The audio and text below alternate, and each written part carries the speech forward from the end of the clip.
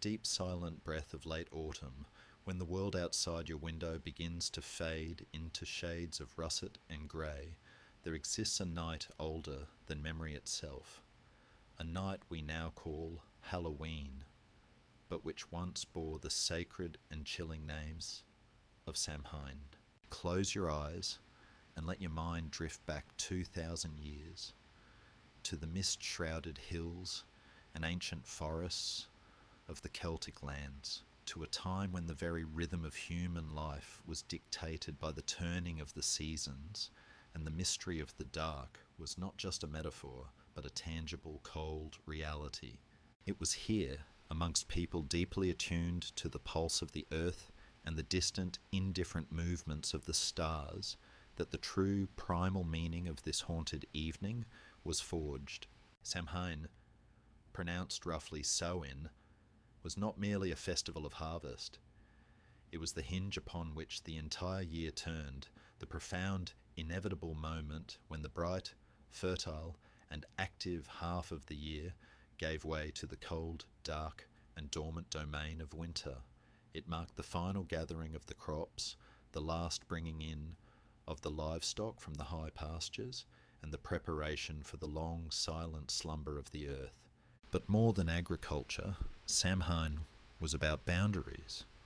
The Celts believed that on this night, something mystical happened to the very fabric of existence, a momentary weakening, a thinning of the veil that separates our tangible, living world from the mysterious, often frightening realm of the dead and the supernatural.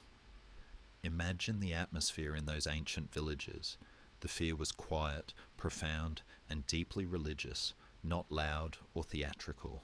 It was a shared understanding that, for one brief, suspended night, the spirits of the dead, the ancestors who had guided them, and the more neutral, powerful, non-human entities of the land were permitted, or perhaps compelled, to walk among the living.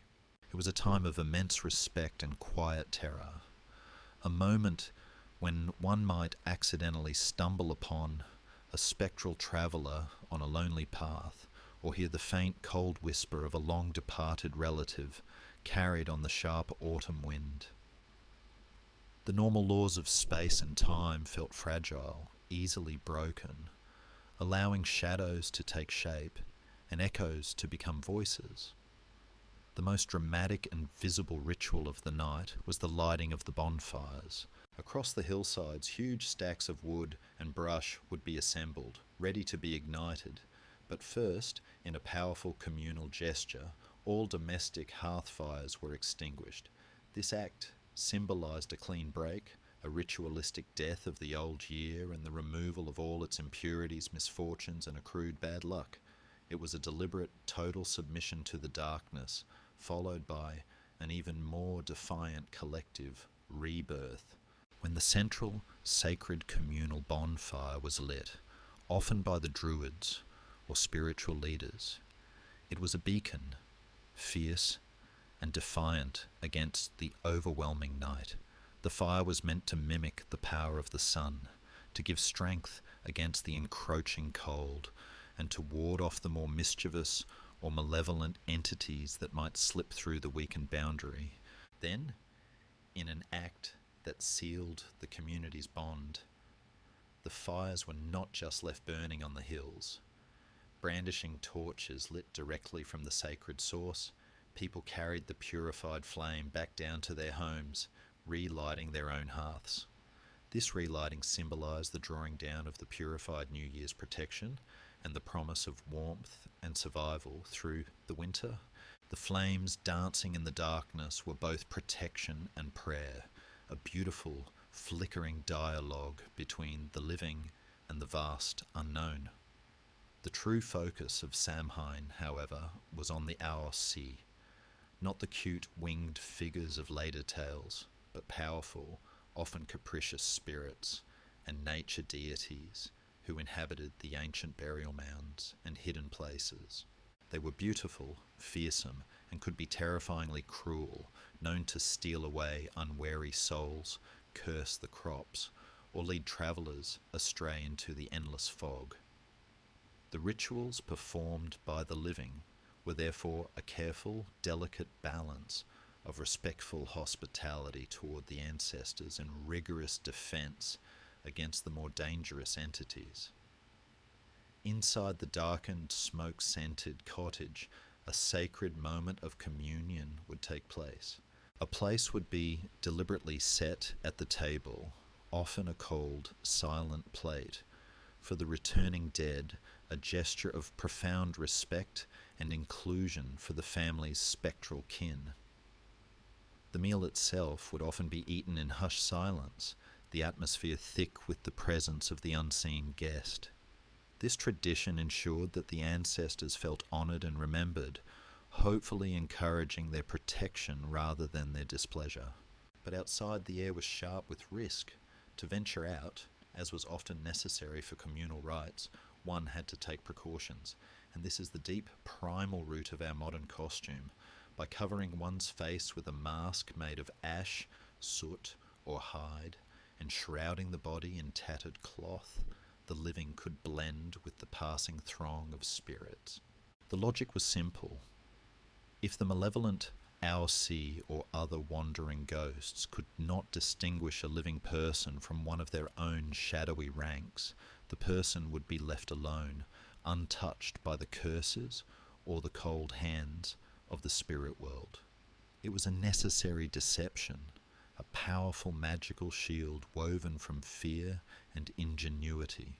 The entire night was a moment of profound liminality, a threshold experience where the rules of the normal world were temporarily suspended.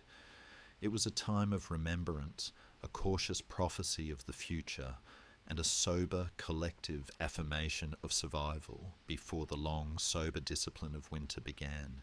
The wind outside seemed to carry not just cold, but the faint, overlapping murmurs of two worlds interacting, two realities briefly touching hands in the dew-kissed grass. And in that ancient silence, filled with the crackling of fire and the fear of the crossing, the first shadow of Halloween was cast, a shadow that still lingers faintly in every costume and every flickering candle today. As the bonfires slowly sank into glowing embers, giving way to the cold, distant light of the morning star, the first specific acts of appeasement began, acts that would turn the fear into a gentle, mournful tradition, a search for sweetness and a promise of prayer. When that sacred bonfire, lit from the purity of the old year's ending, began to burn brightly on the distant hilltops, a stillness would descend upon the small, timber-framed villages. It was a waiting silence, heavier than the usual night hush, punctuated only by the rustle of dry leaves and the far-off, echoing cry of an owl. This was the precise moment, the Celts believed, when the membrane between the realms grew fragile, stretched thin like a piece of linen, allowing light or shadow to pass through. The true nature of this crossing was complex. It was not a night of indiscriminate demonic chaos, but rather a focused opportunity for the ancestors, those beloved figures whose wisdom and protection were still sought by the living, to return briefly to their homes. Their presence was often felt as a cold draught, a scent of wood smoke long past, or a sudden, unexplained sigh in the darkness.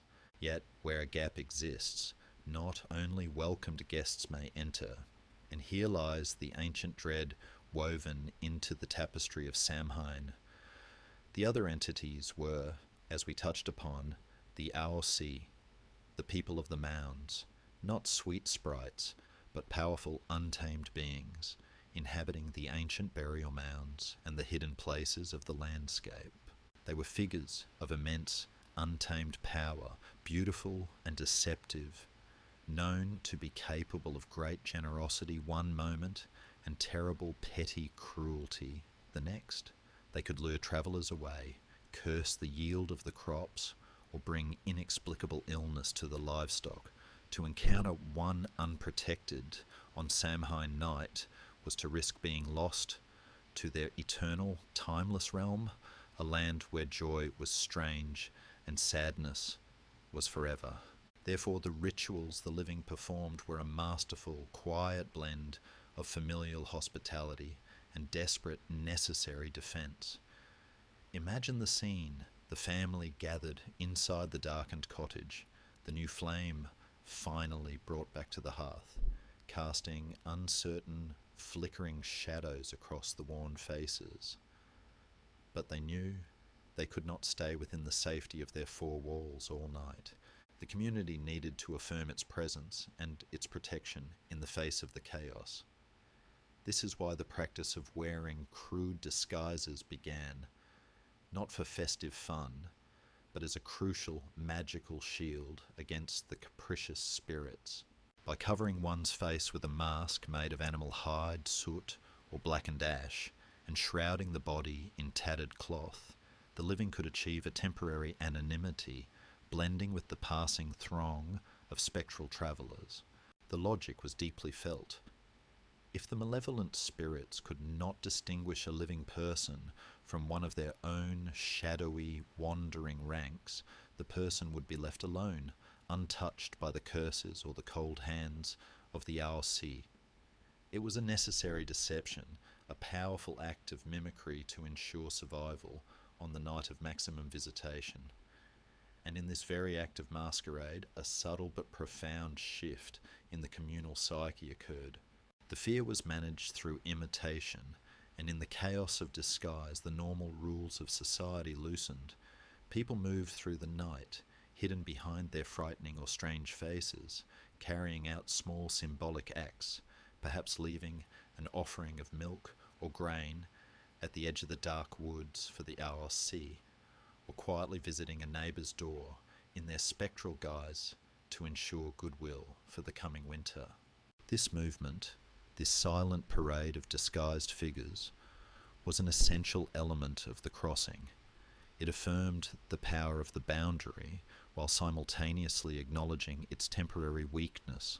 The night was a rehearsal for death, a brief moment of controlled anarchy before the long, sober discipline of the year truly set in. The wind outside seemed to carry not just cold, but the faint, overlapping murmurs of two worlds interacting, two realities briefly touching hands in the dew-kissed grass. It is a haunting thought that the seemingly playful act of putting on a mask is rooted in such ancient, profound, survivalist dread, a desperate plea to the unseen powers. I am not here, I am one of you. If you are listening and feel this story unfolding around you, don't forget to press subscribe to join me as we continue this journey through mysterious history. A small, gentle button press, enough to ensure we meet again in the next quiet hour. Perhaps the truest magic of Samhain was that it forced the living to acknowledge the unseen forces governing their lives, compelling them to pause and listen to the ghosts they carried within their hearts, and the powerful, humbling myths they carried in their minds. For on this most sacred of nights, they were all, for a time, neighbours, the quick and the long departed. And as the bonfires slowly sank into glowing embers, giving way to the cold, distant light of the morning star, the aggressive terror began to transition into something softer, more mournful, and gently charitable. The first steps towards the practice of offering soul cakes, a tradition of compassion born out of the night's great fear. As the last tendrils of smoke drifted from the hilltop bonfires, and the masked figures returned to the uncertain safety of their hearths, the night's solemn intensity began to settle into a quieter, more personal form of remembrance. This profound spiritual deceleration gave rise to one of the most poignant and strangely endearing traditions associated with the season, the making and sharing of soul cakes. This custom provides a beautiful, tangible link between the fierce, primal terror of Samhain and the gentler, more structured observances that emerged under the influence of Christianity, specifically All Souls Day. Forget the modern, highly decorated treats. These were humble, often small, round, bread-like items, spiced lightly, sometimes marked with a simple cross, baked during the days immediately following the great night. The practice of preparing these cakes was rooted in a deep theological and charitable belief prevalent in medieval Europe and the British Isles, that by offering prayers or performing good deeds, the living could help ease the passage of souls who were stuck in a transitional, agonizing state, a concept much older than its later formal doctrines. The state of purgatory, or a place near the earthly plane where souls lingered, was a powerful motivator for charitable action. The living felt an obligation to assist their kin in achieving final peace, and the simplest form of assistance was prayer, which was in turn bought with bread. The tradition involved the poor, often children or women, travelling from house to house in the village, not as trick-or-treaters, seeking candy for their own consumption, but as soulers, requesting a small plain cake. The exchange was simple, transactional, and deeply ritualistic. For every cake they received, the sojourner promised to pray earnestly for the deceased members of the donor's family. Each bite of the humble cake was in essence a prayer enacted on behalf of a soul in limbo or a spirit lingering near the earthly plane. It was a beautiful, practical mechanism that linked charity, food, and the eternal spiritual duties of the community. The act transformed the terrifying, unpredictable visitations of the night before into a controlled daylight act of gentle communal appeasement. Imagine the quiet autumn morning, the air crisp and smelling faintly of wood smoke and damp earth. A tentative knock comes to the door, and there stands a child or a cloaked souler, their voice soft and respectful as they recite a simple rhyme or blessing, requesting the cake and solemnly promising the requisite prayers. The donor, offering the warm spiced bread, felt a direct comforting sense of participating in the spiritual well-being of their own long-departed parents, siblings, or grandparents. It was a tangible way to remember them, to perform one last act of love and assistance in their uncertain, eternal journey. The gift was not given out of obligation to the child, but out of a profound duty to the dead. This practice also flowed seamlessly from the deeper, earlier tradition of the Silent Supper. On Samhain night itself, before the masked rituals, some families would prepare a substantial meal and lay it out, leaving one chair vacant and one plate full for the ancestor they wished to honour or to welcome back. The meal would often be eaten in silence, a respectful hush maintained for the presence of the unseen guest. The belief was that the dead, in their ethereal state, did not consume the physical food, but rather the essence or steam of the offering, the very spirit of the bounty. The soul cakes distributed the following day represented the physical, shared aftermath of this spiritual communion, turning the ephemeral gift to the dead into a material, charitable gift to the struggling living, thus satisfying both the spiritual and social needs of the community. Theodore Gaster, the renowned folklorist, noted how the simple act of food sharing in these ancient festivals was the most profound social bond, bridging the chasm between the present and the past, the privileged and the poor, the living and the dead. The soul cake, therefore, was far more than a simple snack. It was a currency of compassion, a symbol of eternal family duty, and a physical manifestation of prayer. It whispers to us of a time when the boundaries of life and death felt much closer, when charity was a spiritual necessity, and when the fate of a loved one's soul could rest, quite literally, on a small warm piece of bread. If you are listening and feel this story unfolding around you, don't forget to press subscribe to join me as we continue this journey through mysterious history.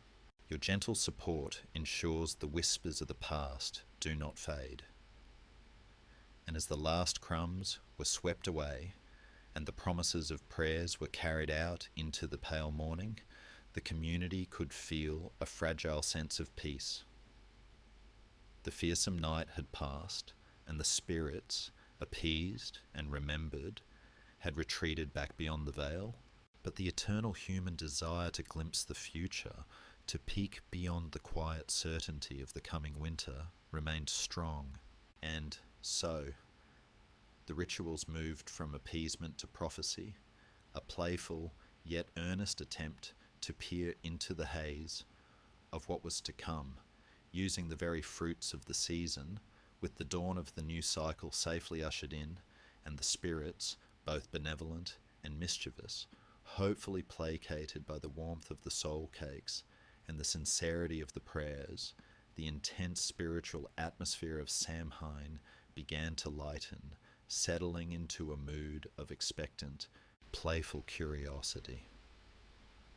This shift brought forth a series of domestic rituals centered entirely on divination, an earnest, almost desperate attempt by the living to use the residual magic of the thin, veiled night to peer into the hazy shape of the future.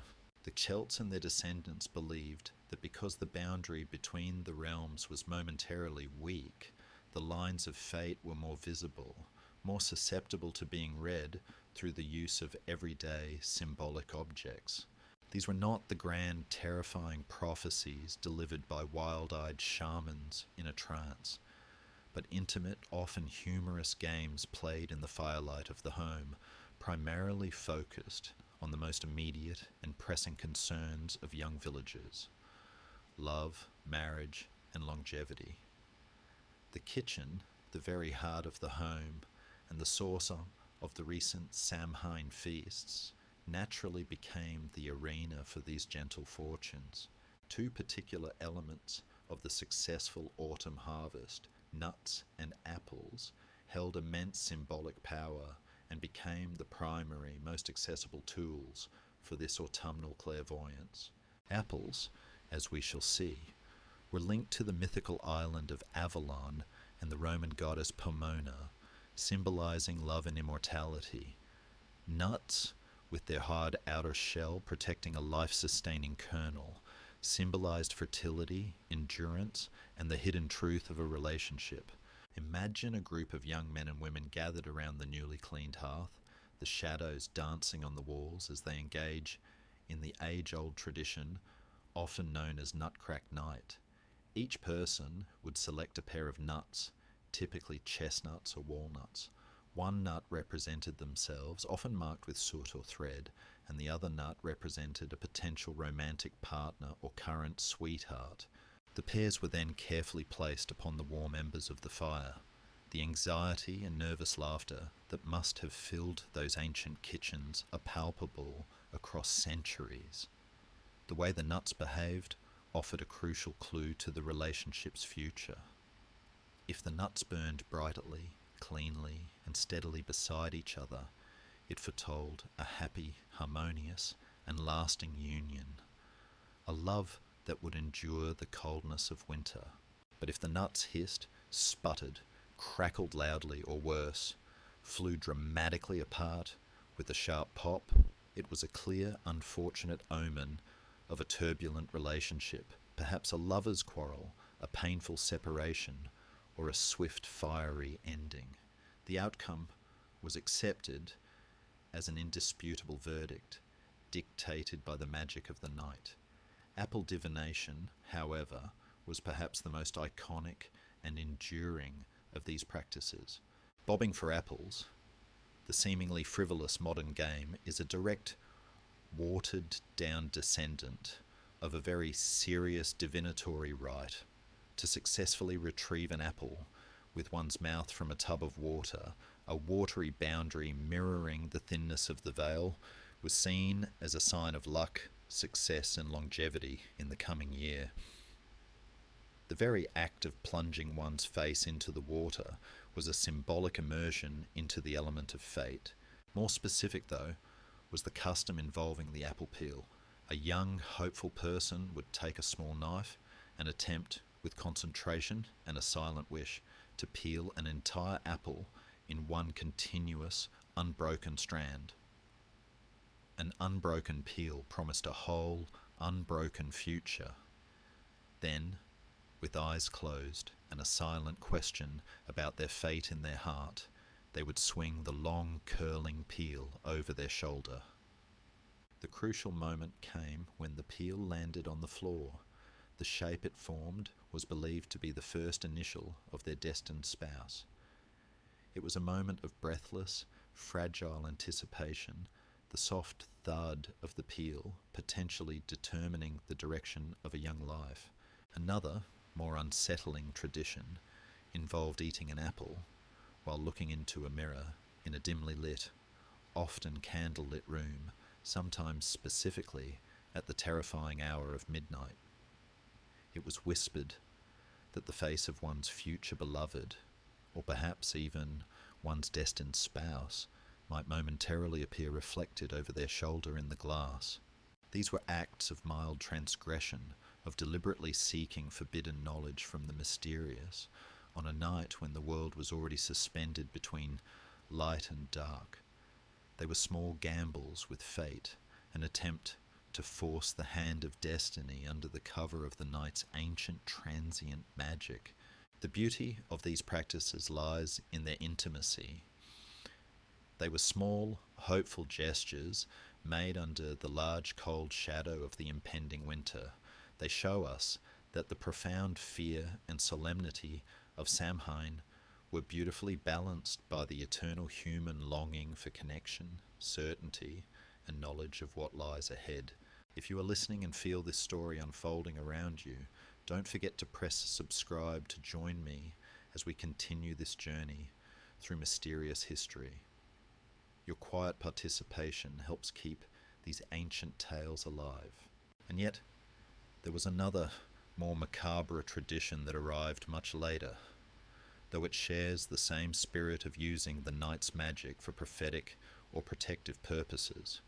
A figure tied to a flickering light and a truly stingy soul whose eternal burden would become the night's most enduring symbol. While the Celts were busying themselves with the fate of nuts and the unspooling of apple peels, and while the spirit of Pomona was gently mingling with the fear of the crossing, a tradition born from a much darker, meaner soul began to take root and spread its flickering, ominous glow across the landscape. This is the true, slightly mournful history of the jack-o'-lantern, and unlike the gentle, protective fire of the Samhain bonfire, the original lantern carried a cautionary tale, a legend tied to a notorious, unsalvageable figure known only as Stingy Jack. The story, primarily drawn from rich imaginative Irish folklore, whispers of Jack, a common farmer, or perhaps a blacksmith known far and wide, not for his generosity or his piety, but for his cunning, his habitual drunkenness, and his immense grasping miserliness. He was a scoundrel, a lifelong trickster, and so universally disliked that he managed to earn the eternal enmity of both heaven and hell. His miserable life contained several pivotal moments, all centered around his remarkable, though short-sighted, success in tricking the ultimate deceiver, the devil himself. On the first occasion, while drinking in a dark tavern on the eve of Samhain, Jack convinced the devil to transform into a silver coin so that Jack could pay for their drinks, thus settling their score. The moment the devil complied, Jack, with a swift, wicked grin, pocketed the coin next to a small silver crucifix he carried. The power of the holy object immediately trapped the fiend, rendering him powerless. Jack only agreed to release the devil after extracting a solemn promise that the devil would not bother him for 1 full year. The second, even more audacious trick occurred a year later, as Jack was nearing his inevitable end. He convinced the devil to climb a high apple tree to pick a piece of fruit for him. As soon as the devil ascended the branches, Jack swiftly carved the sign of the cross into the bark of the trunk, trapping the devil high above the ground. Jack again bartered his release for a crucial promise that the devil would never claim Jack's soul for hell. In both instances, Jack secured his immediate earthly freedom, but his cunning sealed his spiritual, everlasting fate. The inevitable arrived, as it always does, and Jack finally died. But because of his wicked, dishonest life, his arrogance, and his complete lack of charity, he was instantly and unequivocally denied entry into heaven. His soul then descended to the gates of hell, fully expecting to claim his eternal dwelling. However, the devil, true to his binding word, and perhaps still smarting deeply from the humiliation of the apple tree, refused to let Jack's miserable soul enter either. Jack was eternally condemned to roam the cold, black, lightless world between the two realms, belonging nowhere, finding no rest, and forever walking the desolate pathways of the damned. As he was turned away from the final searing gates, the devil, in a final act of cold spite, tossed Jack a single glowing ember from the perpetual, consuming fires of hell. Jack, desperate for even the faintest light to guide his ceaseless, cursed wandering in the endless night, placed the ember inside a hollowed-out turnip, or, in some variations, a large potato or beet. This crude, flickering lantern became his burden and his dreadful symbol, the eternal, restless light of a soul that could find no peace, eternally navigating the gloom of the in-between. The light he carries is the very fire that rejected him. When Irish and Scottish immigrants brought this mournful folklore to America, they carried the custom of carving grotesque faces into root vegetables and placing a candle inside to commemorate the tragic tale of Stingy Jack, and perhaps to scare away his restless wandering spirit or other similar evil entities on the crucial night of Samhain. But when they arrived in the New World, they quickly discovered the magnificent, large, and easily carvable North American pumpkin. The pumpkin, with its perfect round canvas, its vibrant autumnal colour, and its availability during the harvest season, instantly superseded the hard, humble turnip. The shift transformed the meaning slightly. The grotesque, frightening faces carved into the gourds were meant not just to represent Jack's eternally tortured, grinning face, but to harness the power of the strange and the terrifying to ward off real evil spirits, a visual, fiery shield. The jack-o'-lantern became a sentry, a glowing, grinning guardian placed on the porch to keep the night's shadowy, malevolent travellers at bay. It is a striking paradox. The very symbol of Halloween's light is rooted in a tale of eternal darkness and a complete, utter rejection by both divine and infernal forces. If you are listening and feel this story unfolding around you, don't forget to press subscribe to join me as we continue this journey through mysterious history. Your presence ensures these ancient whispers carry on. So when you see that familiar, grinning, flickering pumpkin on a cold October night, remember that its soft internal glow is not just a festive decoration, but the tragic, restless light of a soul trapped forever between worlds, a poor wanderer with no home. But as the Celtic traditions blended and travelled, they encountered the vast pragmatic Roman Empire, and another deity, tied to the harvest and the apple orchards, began to gently intertwine her story with the whispers of Samhain, a figure of surprising grace and bounty in this world of ghosts and perpetual gloom. As the great Roman legions marched across the European continent, their arrival brought not only roads, aqueducts, and the cold logic of law, but also their rich pantheon of gods and goddesses, which inevitably brushed against the deeply entrenched, earth-focused beliefs of the Celtic peoples. The Romans, practical masters of imperial governance, understood that permanent occupation required a degree of cultural assimilation, frequently blending their own festivals with those of the conquered lands. The solemn, terrifying night of Samhain, therefore, found itself gently, almost imperceptibly, influenced by two key Roman harvest festivals, the most relevant of which centred around the serene goddess of cultivated bounty, Pomona. Pomona was the Roman deity of fruit trees, gardens, and orchards, a goddess whose domain spoke entirely of ordered, successful agriculture, ripeness, and the patient act of tending the land. Her influence was one of peace and quiet provision, a stark contrast to the wild, chaotic spiritualism of Samhain. Her festival, the Parmenalia, traditionally occurred around November 1st, a date that placed it directly adjacent to the ancient Celtic observance. While Samhain focused on the dark, death, and the transition into cold winter, Pomona's presence introduced a softer, sweeter dimension, the celebration of the successful autumn harvest, specifically the magnificent bounty of apples and nuts, those very same items already imbued with powerful magical and divinatory meaning in the Celtic world. This subtle overlap is not a coincidence, but rather a perfect, gentle fusion of two distinct worldviews. The Celts had already recognised the apple as a sacred, magical fruit, often associated with the mythical land of Avalon, a realm of the blessed dead, eternal youth, and hidden wisdom.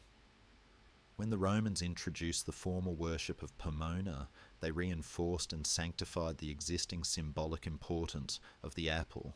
The enduring act of bobbing for apples and the various divination rituals involving apple peels, practices which sought to peer into the romantic future, are often cited by folklorists as the direct, tangible result of this Roman influence filtering into and softening the existing Celtic traditions.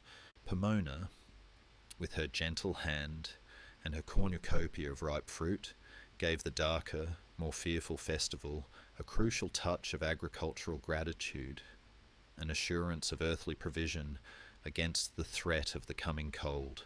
Imagine the atmosphere in a Romano-Celtic settlement during this crucial time. In one corner, the lingering fear of the Aos Sí and the spirits of the dead dictates the lighting of protective bonfires and the wearing of disguises. Yet, in the next, the Roman settlers offer quiet prayers and libations to Pomona, thanking her for the abundance of the orchards and the certainty of the harvest stores. The two streams of belief began to flow together, merging the wildness of the pagan world with the order of the classical world. The Roman emphasis on ordered agriculture countered the untamed, unpredictable nature of the Celtic festival, effectively domesticating the terror slightly.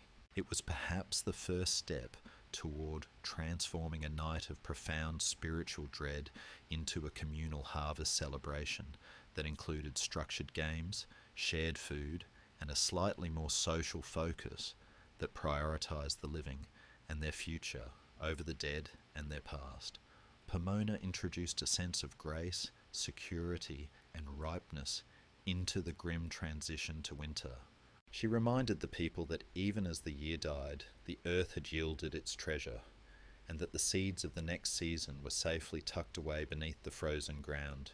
Her silent, ethereal presence served as a necessary counterbalance to the restless, homeless spirit of stingy Jack, offering a vision of benevolent, orderly nature against the chaos of the night. She is the deep, forgotten reason why apples remain so central to the Halloween image, a beautiful, quiet Roman echo within a profoundly Celtic, terrifying night. As the Romans gradually faded and the church began its long mission to integrate the pagan festivals, the custom of disguising oneself to evade malevolent spirits on Samhain night didn't disappear. Instead, this powerful social practice subtly morphed and travelled, taking on the guise of a different kind of public, often itinerant ritual, one tied to travelling troupes, neighbourhood visits, and playful yet necessary performance. A tradition known as mummering, a new way to interact with the community under the protection of the mask.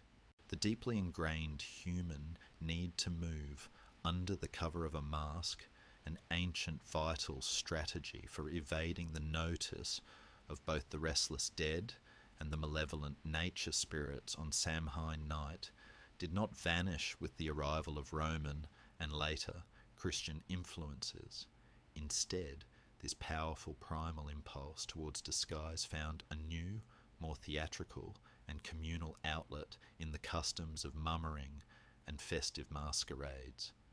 These practices, which flourished in various forms across the British Isles and parts of Europe, provided a crucial transitional link between the fearful, protective garb of the early Celts and the playful, secular costumes of modern Halloween. Mummering was, at its heart, the act of going about disguised, usually in small groups, performing short, often rhyming plays, traditional songs, or ritualistic dances for neighbours and homeowners. This was not a purely charitable exchange like soul caking. It was a performance for which the mummers expected a small reward, a reception of food, drink, or money, not just as compensation for the show, but often as an offering to ward off bad luck or the implied threat of mischief. The essential element, however, was the absolute preservation of anonymity. The mummer's mask, or blackened face, was absolutely crucial to the ritual. It was an unspoken rule. If you spoke, you had to disguise your voice to an unrecognizable level. If you were recognized or named by the audience, the magic of the performance, and perhaps the protection of the disguise, was utterly broken.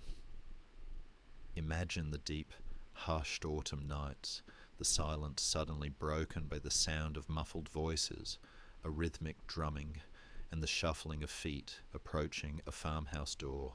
A group of heavily cloaked figures, their faces obscured by crude masks, perhaps representing figures from local folklore, mythical beasts, characters of absurd exaggeration, or even rough gender reversals, would burst into the firelit room. They performed their short, chaotic skit, the most common form of which involved a ritualistic death and resurrection. This central theme was profoundly symbolic, mirroring the death of the year at Samhain and the guaranteed, hopeful coming of life and light in the spring. The entire act was a controlled moment of liminality, a brief reversal of the social order, allowed only by the temporary absolute anonymity granted by the mask. The underlying purpose, even as the Christian calendar began to dominate the season with the observances of All Saints and All Souls' Day, remained deeply rooted in self-preservation, to navigate a night when the world was inherently unstable. By presenting a masked, unrecognizable face, one was believed to be safe from recognition by any lingering malevolent entities. But the mask also offered a powerful, temporary liberation from the constraints of the living community.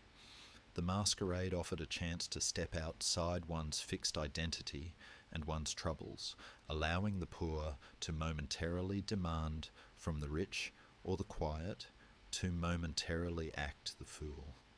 This tradition shows us how the ancient existential fear of the spirit world evolved into a complex social game played out within the community.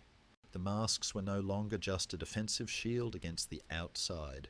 They became a potent tool for internal community interaction, a way to collect supplies for the looming winter, and an opportunity for authorized, structured mischief. This history provides the clearest explanation for the long, enduring tradition of pranks and playful harassment associated with the night. Once anonymity was granted by the mask, The normal, rigid rules of deference and orderly behaviour could be temporarily suspended. The spirits were feared, yes, but their presence also provided the perfect time-honoured excuse for a night of necessary social chaos and masked revelry.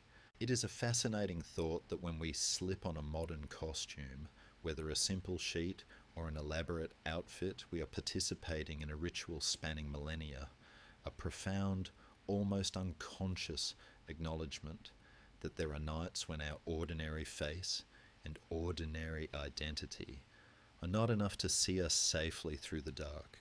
The mummer's mask is the direct ancestor of the superhero and the ghost costume, a direct, unbroken lineage from primal fear to controlled festivity.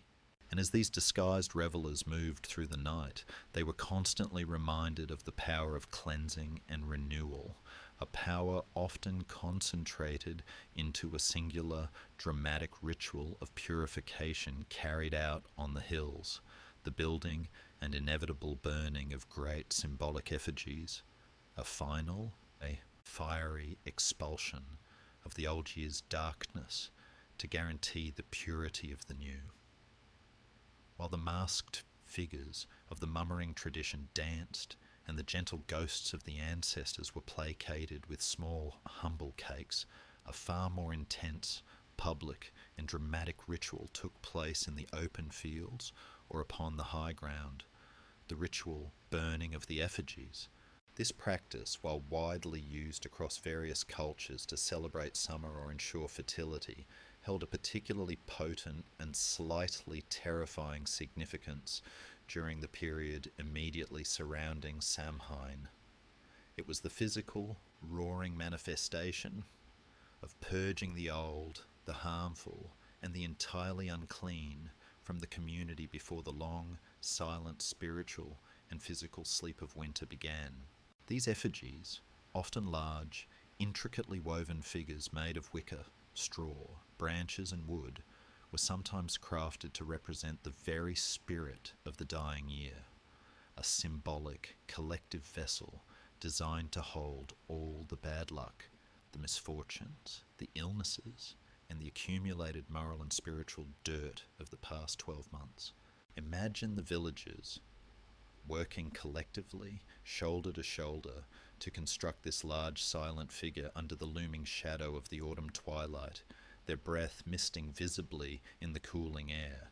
The very act of building the effigy was itself a powerful communal confession, a visual way of acknowledging and externalizing all the things they desperately wished to leave behind and destroy.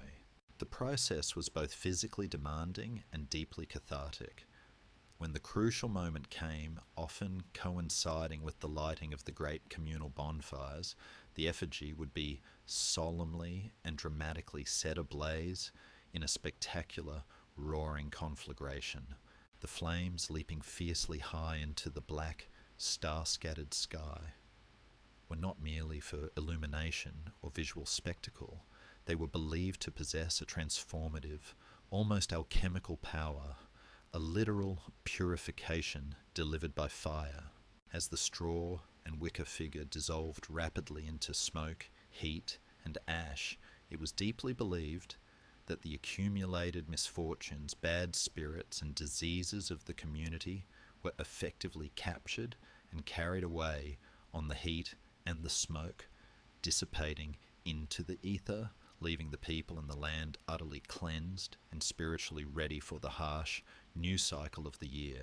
The symbolism of the burning effigy runs deep, touching upon the earliest, most profound human beliefs about sacrifice and renewal.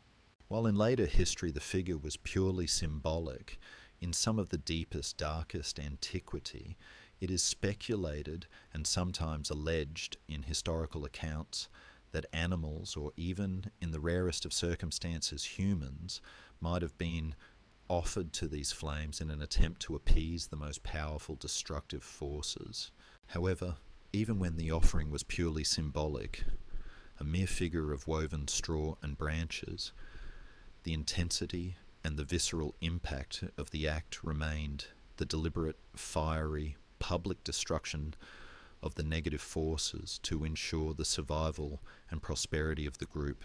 The immense powerful light of the fire stood in stark, defiant contrast to the deepening cold gloom of the night, a profound gesture against the encroaching cold and darkness, a promise to the gods that they would not be consumed by winter. The remnants of this practice can be seen today in various European fire festivals, but during the Samhain period, the emphasis was decidedly on protection and warding. The imposing sight of the burning effigy and the subsequent massive pile of glowing embers served as a powerful, unambiguous sign to any malevolent spirit or wandering plague that this community was vigilant, protected by fire, and actively driving out the darkness. It was a clear collective declaration that the living intended to survive the coming winter and greet the spring, leaving the ghosts, the gloom, and the old year's failures behind in the ashes. The heat was a communal bond, the smoke a shared prayer. If you are listening and feel this story unfolding around you, don't forget to press subscribe to join me as we continue this journey through mysterious history. Your quiet support is the fuel for these stories, but as the flames died down and the cleansing smoke cleared, the atmosphere sometimes took on a darker, more secretive tone. The bonfires and the purifications were not always just about the dead and the year's cycle. They were also inevitably associated with the enduring, terrifying myth of powerful, secretive figures who met under the cold, indifferent moon. The elusive and deeply feared idea of the witch's Sabbath, a place where darker, unauthorized magic was practiced far outside the bounds of the holy, cleansing community flame. When the great cleansing bonfires had reduced the effigies to glowing scattered ash, and the virtuous villagers had retreated inside their homes, a different, more secretive fire was imagined to be alight elsewhere, one that fed not on straw and the bad luck of the community, but on dark ritual, forbidden knowledge, and blasphemous pacts. This was the enduring, terrifying myth of the witch's Sabbath, and its dark shadow falls most heavily over the period surrounding Samhain. While Samhain itself was a legitimate, deeply rooted ancestral and agrarian festival, the later, largely manufactured fear of the witch's Sabbath painted this time of year as one where evil intentionally gathered to mock the sacred and practice infernal arts, harnessing the night's ancient liminal power for malice. The concept of the Sabbath, or Sabbat, a name ironically borrowed from Jewish observance, reached its terrifying peak during the medieval and early modern European witch trials, a period fueled by intense paranoia and religious fervour. However, the idea tapped into far older, ingrained fears of secret nocturnal gatherings, wild, untamed magic, and human betrayal. The nights around October 31st, often considered one of the four major cross-quarter days marking the divisions of the year, were believed to hold immense, raw, magical power, making them the most opportune time for witches, those human allies of the darkness, to convene and perform their destructive rites. The gatherings were imagined as a wild, chaotic, and blasphemous inversion of all decent, holy worship. They were often presided over by the devil himself, who was depicted as appearing in the guise of a great, monstrous goat, a frightening black dog, or an eloquent dark man. The stories whispered in hushed, fearful tones depicted the Sabbath as a chaotic, sensual, and utterly frightening affair. Witches, having supposedly flown through the night sky on broomsticks, or having transformed their bodies into animals using dark salves, would engage in dark ceremonies, the casting of malevolent spells upon neighbours and crops, and the planning of havoc for the coming year, curses that brought plague, infertility, or sudden, inexplicable death. The very idea of such a gathering was an intense expression of communal anxiety, a way of externalizing and explaining inexplicable misfortunes like disease, sudden crop failure, or the death of livestock. The myth provided a tangible human enemy to blame for the harsh, indifferent realities of life and nature.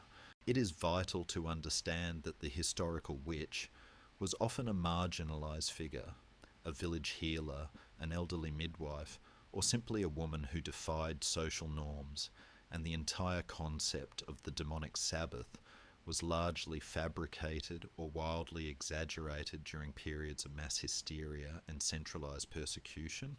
However, its association with the night, the veil thinned, when all sorts of strange and supernatural occurrences were plausible, was immensely powerful and enduring in the popular imagination. The witch's Sabbath represented the uncontrolled darkness, the fear that malevolent human actors were actively harnessing the power of Samhain for pure evil, in direct opposition to the community's protective bonfires and gentle prayers for the ancestors. The fear was that the witch, unlike the ghost who was merely passing through, chose the company of demons and the path of malice, making them the most insidious threat of all.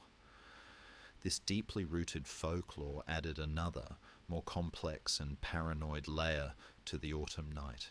Now, the common person had to be wary not just of the spectral Aos Sí and wandering ghosts, but of their own human neighbours, who might secretly be in league with the darkness, waiting for the night of Samhain to ascend for their midnight meeting.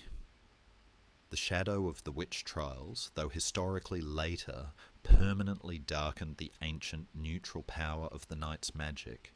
And yet, even as fear of human malice spread, the Church continued its efforts to sanctify the period, deliberately inserting a day of solemn, structured remembrance immediately following the chaotic, fearful night of Samhain. This day was meant to turn the fear into faith, the chaos into contemplation, providing a holy counterbalance to the dark myths, creating the quiet spiritual procession of All Saints' Day, a parade of the ultimately triumphant dead, in the face of the persistent, deeply rooted pagan power of Samhain and the unsettling, fearful whisperings of the witch's Sabbath. The early Christian Church adopted a measured and highly effective strategy, purposeful integration. Rather than attempting the impossible task of eradicating the Night of the Dead entirely, a tradition too vital to the populace to simply forbid, they sought to sanctify the time, to overlay the old customs with new meaningful and doctrinally sound observances. This process gave rise to the quiet, dignified solemnity of All Saints' Day, or Hallowmas, followed closely by All Souls' Day. The very term we use today, Halloween, is itself a contraction of All Hallows' Eve, the evening before the sacred day of All Saints. All Saints' Day, which the Church strategically moved and permanently settled on November 1st, was designed to honour all the Christian saints, known and unknown, who had achieved beatitude and entered heaven. It was, in a sense, the ultimate grand spiritual parade of the triumphant dead. The strategic timing was clear. It offered a holy communal focus immediately after the night of pagan chaos, spiritual ambiguity, and the fear of wandering ghosts. The faithful were actively encouraged to turn their minds away from the fear of capricious, demanding spirits and toward the inspiring examples of piety, martyrdom, and the ultimate reward of eternal life. This created a fascinating cultural and spiritual tension.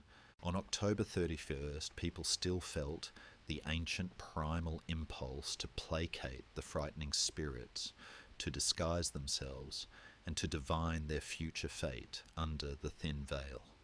But on November 1st, the church bells would ring out, calling the entire community to remember the glory of the saints. This was the moment when the sacred and the strange truly began to bridge their differences. The day honoured the souls who were definitively saved, a bright, certain contrast to the uncertain, hungry fate of the ancestors celebrated by the Celts. The church essentially provided a spiritual counter-narrative, transforming the fearful night into a prelude for a hopeful morning, replacing superstition with structure. Imagine the dawn. The bonfires are cold, the masks are tucked away, and the air is heavy with the damp chill of late autumn. But inside the sanctuary, hundreds of candles are lit, and hymns are sung, not to appease the dark Aos Sí, but to celebrate those who successfully navigated life's perils and reached the eternal light. This procession of venerated holy souls was the ghostly parade of Christianity, a vast silent throng of spiritual heroes meant to inspire hope, demonstrate the possibility of salvation, and counter the night's residual fear with unwavering faith. All Souls Day, typically observed on November 2nd, further broadened this integration and solidified the acceptance of the holiday period. It was a day explicitly dedicated to praying for all the faithful departed who were not yet saints, the everyday ancestors who might be languishing in a state of necessary purification. This observance aligned perfectly with the Celtic need to remember and assist their own dead, offering a structured, charitable, and theologically approved way to engage with the fate of their deceased loved ones, thus giving the older pagan practice of the soul cakes a justifiable Christian context and purpose. Through these two strategically placed holy days, the Church managed to absorb much of the spiritual intensity of Samhain. They retained the crucial focus on the dead, the sense of the veil being thin, and the duty of the living to the departed, but they reframed it entirely within a system of grace, order, and ultimate salvation. The chaos was contained by ceremony, and the pagan fear was transmuted into Christian reverence. Yet, this holy framework, like all things, crossing vast oceans, was destined to change once more, encountering new soil and a unique cultural crucible, the American melting pot, a new world where tradition often had to contend with pragmatism and new opportunities. The long, slow journey of Halloween, from the ancient, fearful bonfires of Samhain to the solemn, structural prayers of All Hallows Eve, culminated not in the misty fields of Ireland or the old villages of England, but in the sprawling, rapidly forming tapestry of America. The cluster of traditions that would eventually define the modern holiday made the difficult voyage across the Atlantic primarily with the great waves of Irish and Scottish immigrants in the 19th century, particularly following the devastating Great Famine. These immigrants carried their culture as a lifeline, and with it, the full complex memory of the turning of the year night. When these large groups of immigrants arrived on the eastern shores of the New World, they carried with them the complete cultural memory of the night, the haunting stories of Stingy Jack and his glowing turnip lantern, the parlour games of apple peeling and nut cracking for romantic divination, and the general atmosphere of sanctioned mischief and spiritual unease. However, they landed in a vastly different social landscape. Colonial America had largely viewed such celebrations with deep suspicion. The strict Protestant traditions of New England and the earlier settlements often rejected anything that seemed too pagan, too Catholic, or simply too frivolous and chaotic. Their autumn was dominated by purely secular harvest festivals and the solemn observance of Thanksgiving, not the spectral fears and unpredictable nature of the old world's ancient rites. The first significant shift occurred as the Celtic traditions encountered German, African, and Native American folk beliefs, beginning to mix, soften, and become hybridized, particularly in the more open, less dogmatic middle colonies. In this intense cultural melting pot, the severe, intense spiritual dread of the ancestral Samhain began to diffuse and dissipate. It morphed from a serious required night of spiritual fear into a more generalized, community-focused social event. The acute historical need to appease genuinely malevolent spirits lessened as the immediate, tight-knit village structure of the old world broke down, replaced by a more varied, individualistic, and less overtly superstitious society. The anonymity of the new world diluted the fear. What emerged was a celebration focused on three key elements, all drawn from the past, but adapted for the pragmatic American present: communal storytelling, authorized mischief, and formalized autumn parties. Imagine the early American Halloween party. It would feature a lively, often chaotic mix of old world fortune-telling games designed to predict a spouse, New World harvest foods like squash, popcorn and cider, and perhaps the telling of local ghost stories around a communal fire or flickering oil lamp.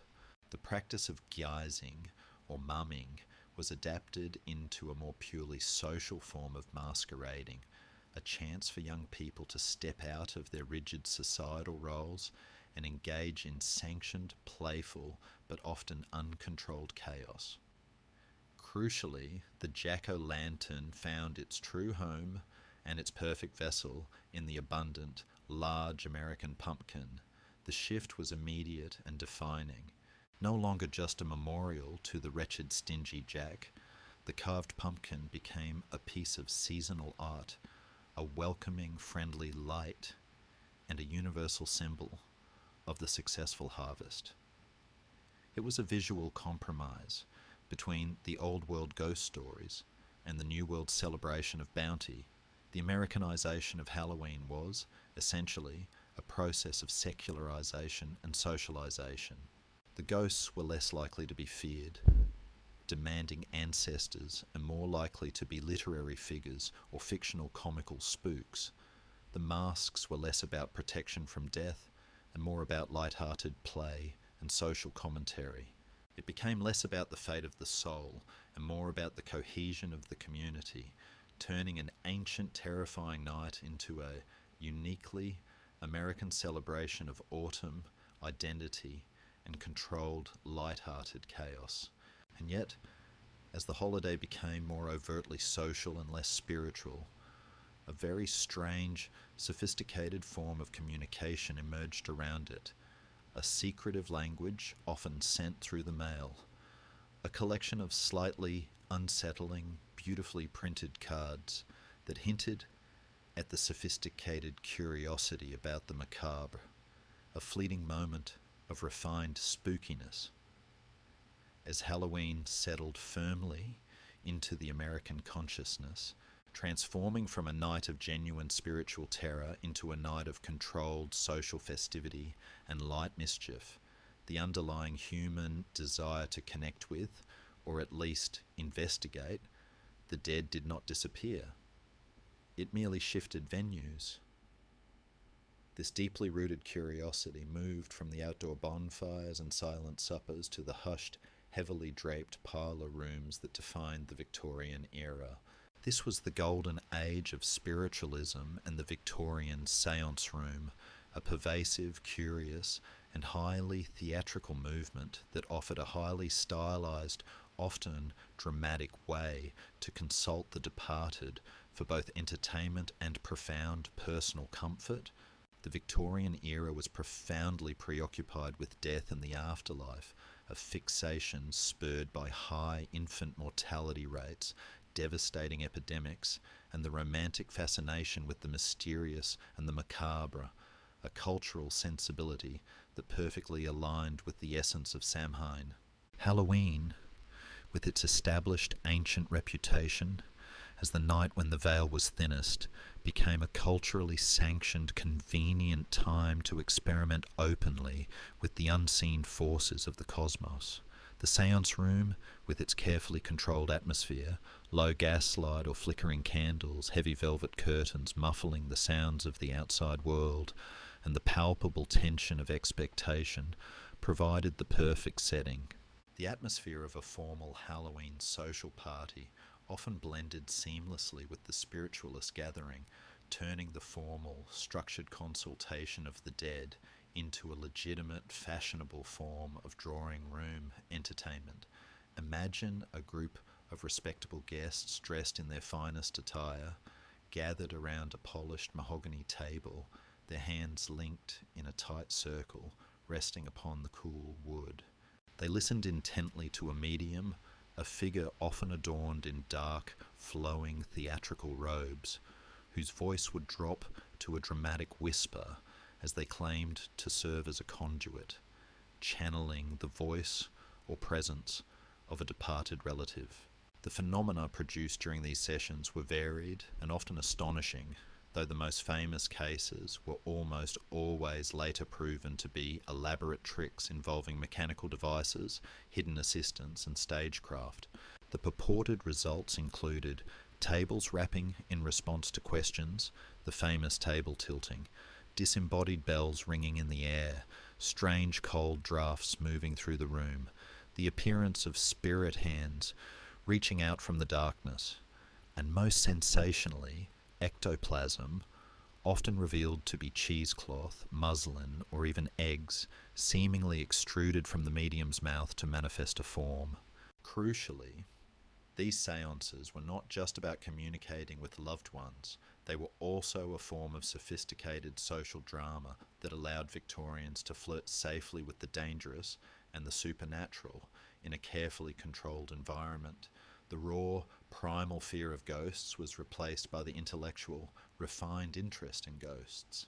It was a sophisticated, urbanite version of the old rural divination games, a way to seek answers about one's future, one's love life, or one's financial prospects by claiming a direct, authoritative connection to the supposed omniscience of the afterlife. The spooky stories, ghost readings and parlour games of the refined Halloween party provided the perfect, slightly mischievous cover for these deeply serious, though often financially lucrative, spiritual inquiries. The rise of the seance room and the widespread acceptance of spiritualism made the dead accessible, transforming the terrifying Samhain ancestors into parlour guests. It effectively domesticated the supernatural, providing a controlled spectacle that allowed Victorians to confront their profound grief and their intellectual curiosity simultaneously. However, this formal, controlled consultation of the dead was always counterbalanced by a louder, more chaotic, and purely earthly energy that defined the night on the streets, the sheer irresistible urge toward youthful and often destructive mischief night, a practice rooted in the ancient freedom of the mask. While the grown-ups of the Victorian era were communing with spectral visitors and channeled entities in the solemn quiet of dimly lit parlours, the streets and the rural lanes outside were often given over to a different, far more tangible and raucous form of chaos, the boisterous, often destructive tradition known widely as Mischief Night, or, in some regions, Gate Night. This tradition, deeply connected to the freedom and anonymity granted by the ancient Samhain masks, was one of the most enduring and, for property owners, one of the least loved aspects of the night's heritage, offering a crucial window into the spirit of sanctioned anarchy that underlies the modern festivities.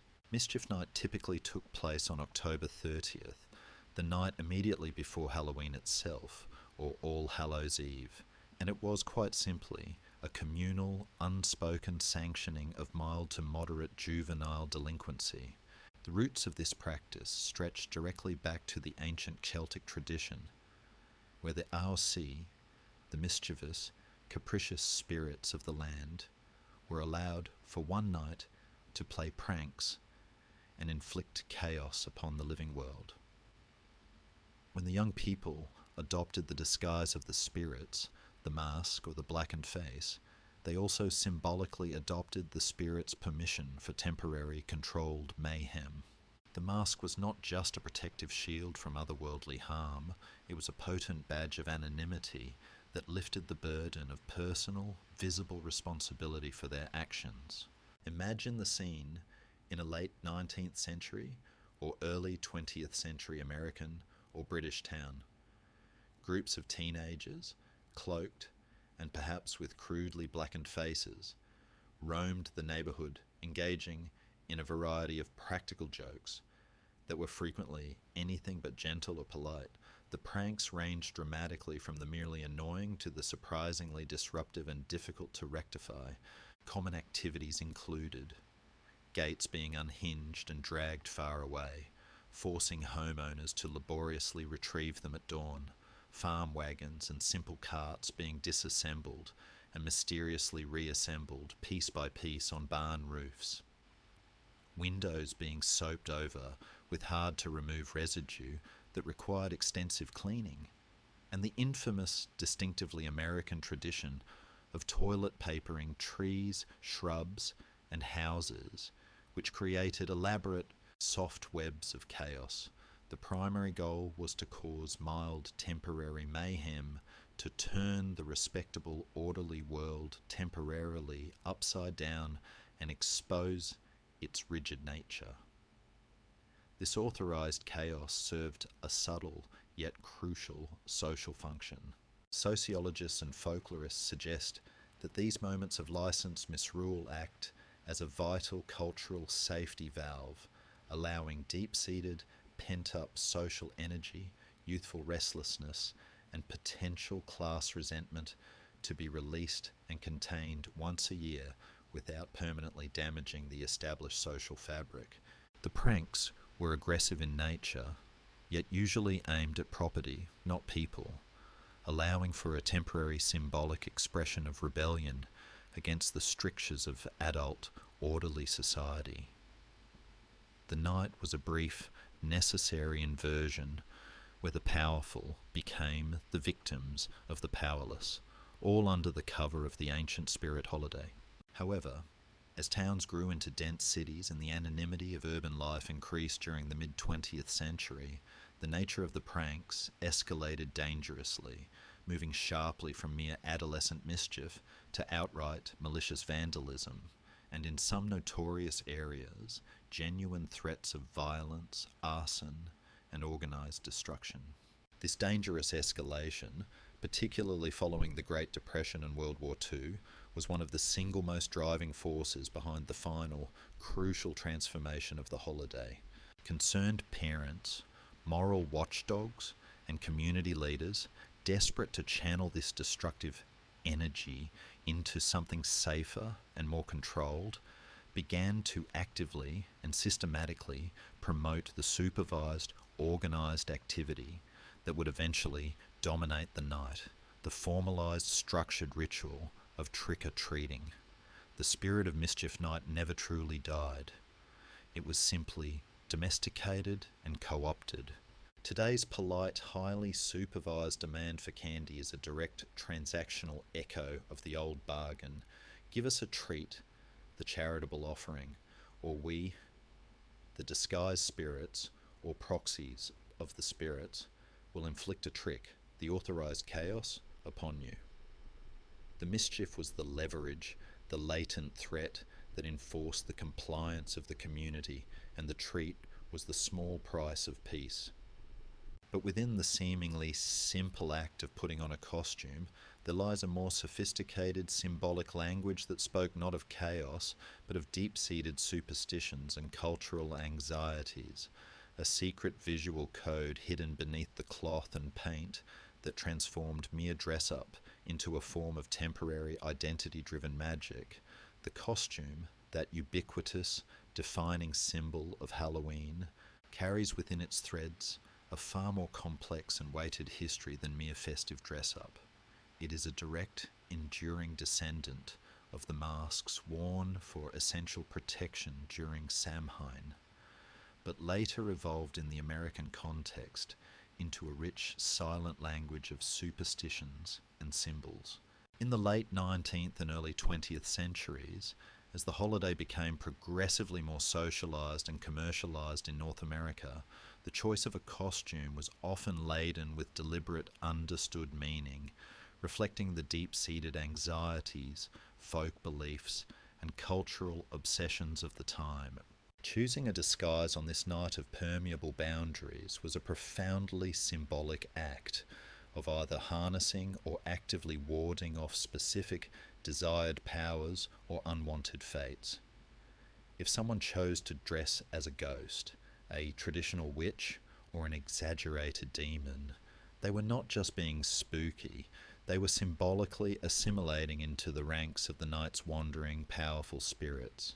The belief, inherited directly from the ancient mummering and guising traditions, was that by becoming one of them, they would be safe from the actual malevolent entities. It was a form of protective camouflage, a way of signaling to the unseen, I am already one of the shadows, I am not a living target, leave me be. This strategy turns fear into temporary magical immunity. Other popular costume choices were tied directly to the night's long history of divinatory themes. Dressing as a farmer or a harvest maiden reflected the lingering influence of Pomona and the agrarian focus, celebrating the bounty of the season and perhaps ritually ensuring future fertility and success.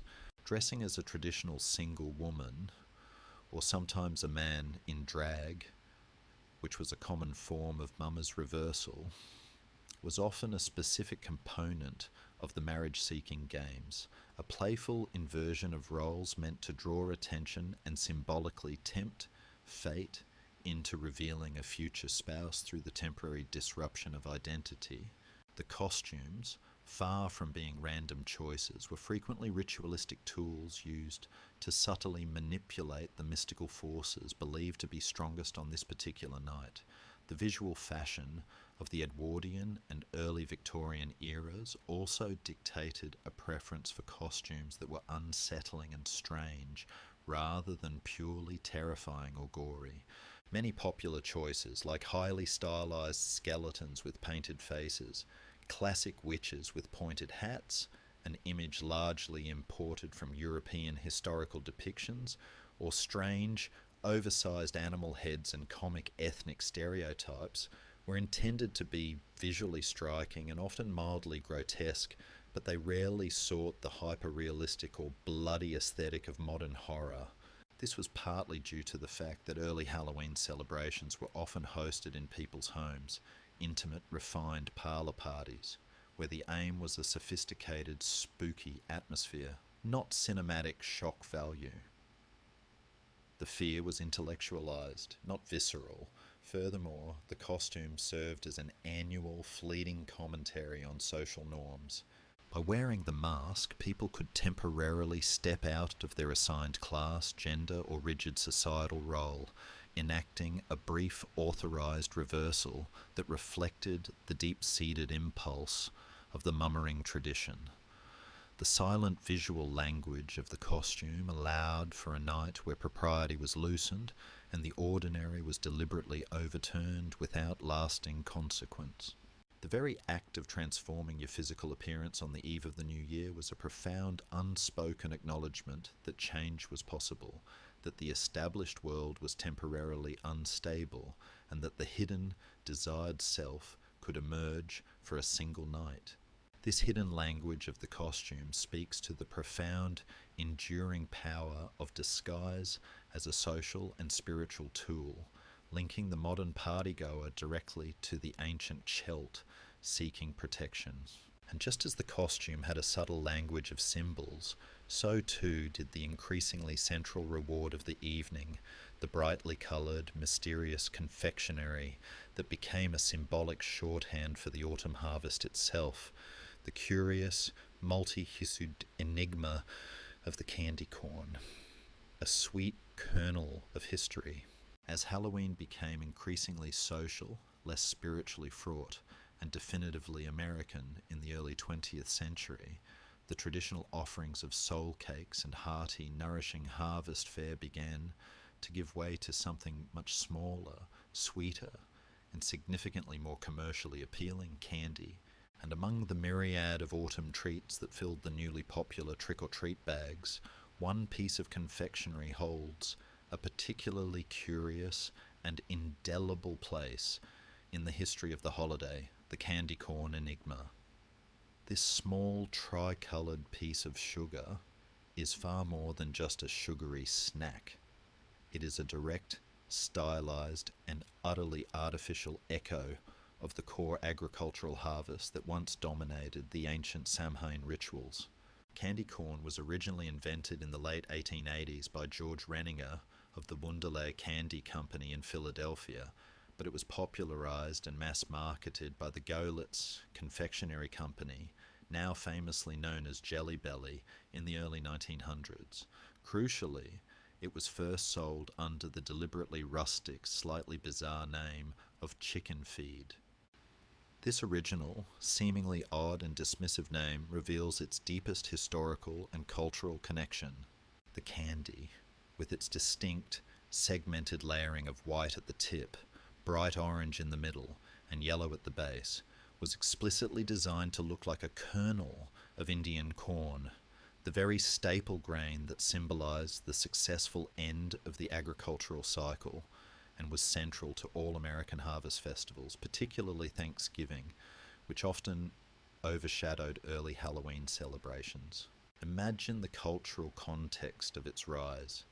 America was still, despite its growing industry, primarily an agrarian nation, and the idea of transforming the staple crop of the harvest, corn, into a playful, accessible, and cheap candy was a stroke of brilliant marketing genius that perfectly captured the seasonal spirit. It served as a sweet, edible, and ubiquitous symbol of the bounty of the fields. For a holiday that had consciously moved its focus from appeasing the dark forces of the dead to celebrating the autumn harvest and community fun, the candy corn became the perfect, highly portable, and non-perishable offering.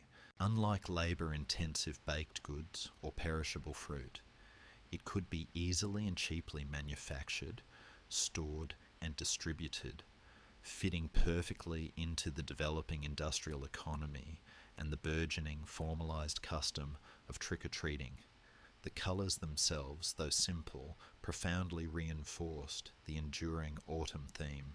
The yellow base symbolised the butter or the deep golden grain of the field. The orange represented the pumpkin, the squash, and the brilliant hue of the turning autumn leaves, and the white tip represented the final stage of the corn kernel, or the purity of the season's end and the approach of snow. It was, in effect, a highly condensed, highly sugared representation of the very spirit of Pomona and the pragmatic harvest festivals that had mingled with the spiritual intensity of Samhain. It allowed urban children, increasingly disconnected from the farm, to participate in the symbolism of the harvest through a simple, sweet exchange. The popularity of candy corn surged in the mid-20th century alongside the rise of formal trick-or-treating, cementing its place as an autumnal essential. It offered a sweet, predictable, and non-perishable counterpoint to the more sinister, unsettling aspects of the night, replacing the mystery of the past with the certainty of sugar. Where the ancient Celts offered bread and prayers for the souls of the ancestors, modern children were given a sugary, hyper-realistic kernel of the harvested year. The transition from the solemn, spiritual, and charitable soul cake to the bright, commercial candy corn illustrates the complete secularization of Halloween, turning a communal spiritual duty to the dead into a delightful, if highly artificial, transactional duty to the living. The focus had definitively moved from the afterlife to the sugary, ephemeral present. But while the children were collecting their harvest of manufactured sugar, another, more adult, and infinitely more refined form of seasonal communication was taking place. A silent, spooky exchange sent through the mail, a forgotten custom of the Edwardian and Victorian eras that hinted at the sophisticated, playful way Americans once embraced the macabre through art and sentiment. As the 20th century dawned and the spooky night found its footing in America, transforming into an event primarily focused on social gatherings rather than deep religious dread. One of the most charming yet strangely macabre traditions took hold: the circulation of the Halloween postcards.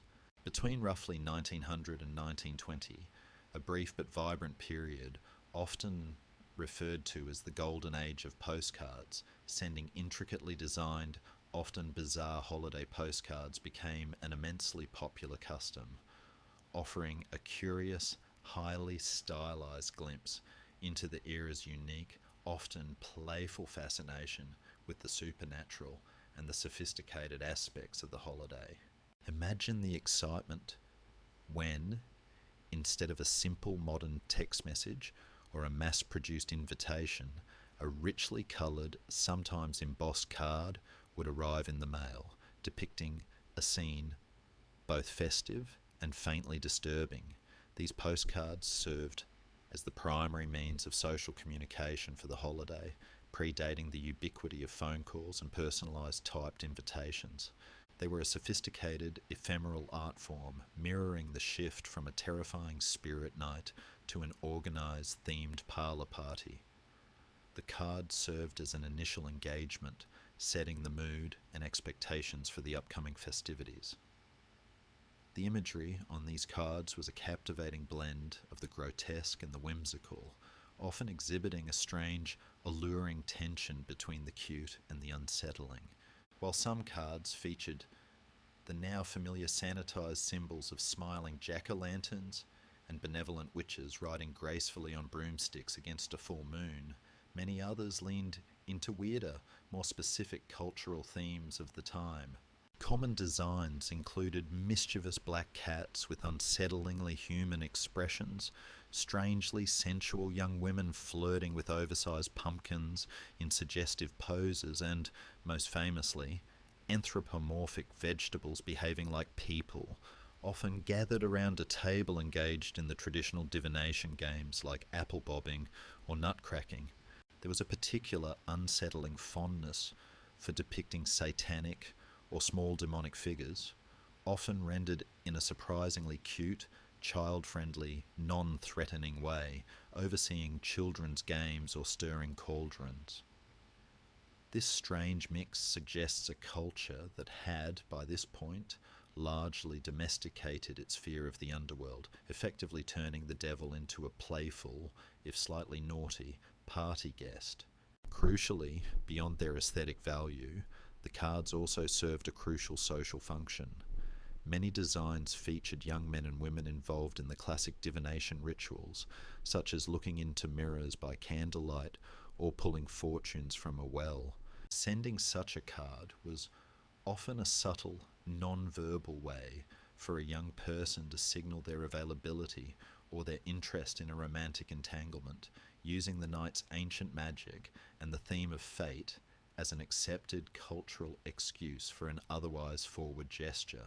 The postcards were essentially visual, artistic invitations to the night's romantic fortune-seeking activities, subtly affirming that despite the surface mischief, the core human desire to know the future, particularly the future of one's love life, remained the holiday's central, unspoken theme. The act of mailing the card symbolized an initiation into the night's mysteries. The custom of sending Halloween postcards, like many brief fads, faded rapidly after the 1920s, with the rise of the telephone and shifting social habits toward direct communication. However, these quaint, often surreal relics remain a powerful testament to the brief, vibrant period when the American Halloween was less about commercial candy and mass-marketed costumes, and more about sophisticated parlour intrigue, the playful, slightly unsettling exchange of spooky, artistic greetings, and the celebration of the macabre through refined graphic art. And yet, even as the world moved into the 20th century, becoming more focused on logic and less on folklore, seeking to harness the energies of the unseen for proof, one famous figure made a dramatic, highly public, and ultimately tragic commitment to the night's ancient claim, a promise to bridge the chasm between the living and the dead, a final, grand escape act delivered by the great Houdini. Amidst the playful ghosts, the elaborate parlour games, and the printed postcards of the 20th century, the profound spiritual gravity of Halloween was unexpectedly reaffirmed by the world's most famous debunker of fraudulent spiritual claims, Harry Houdini, the legendary escape artist, a man who built his global fame on defying the boundaries of the physical world. Chains, water tanks, locked vaults, made the night of October 31st forever significant by making a dramatic, highly public, and ultimately personal commitment to the world, a solemn promise to attempt an escape from the ultimate inescapable trap, death itself. Houdini, born Eric Weiss, dedicated the final years of his life not to performing dazzling magic tricks, but to a rigorous, deeply moral mission, exposing the professional fraudulent mediums and charlatan psychics who preyed ruthlessly on the bereaved through fake seances and spurious communications with the dead. This mission was deeply personal, stemming from his fervent, yet frustratingly unsuccessful attempts to communicate with his beloved, recently deceased mother. He knew every trick of the spiritualist trade, the hidden trapdoors, the concealed wires, the coded slate messages, the manipulation of lights, and he used that vast knowledge to systematically dismantle the entire spiritualist movement that had once made Halloween parlour games so popular and believable. He saw the mediums not as spiritual figures, but as thieves of hope. Yet, despite his profound skepticism of the practitioners, a profound, undeniable human longing for tangible scientific proof of the afterlife remained deeply rooted within him. As his own health began to rapidly fail, Houdini formulated a grand final experiment, a true ultimate escape act designed to prove, beyond a shadow of a doubt, whether or not the human consciousness or spirit survived the death of the physical body. He meticulously developed a secret coded message, a sequence of 10 obscure, randomly chosen words he shared only with his devoted wife Bess and a few close confidants. This code was specifically chosen to be obscure, utterly unique, and impossible for any fraudulent medium to guess, stumble upon, or glean through normal knowledge. He made a solemn binding pact with Bess. If his soul survived, he would use the presumed heightened magical power of the date, October 31st, Halloween Eve, to attempt contact and deliver the exact 10-word message. He promised to try to reach her on every subsequent Halloween night. Houdini's final confrontation came not from a water torture cell, but from appendicitis complicated by peritonitis following an unheeded injury.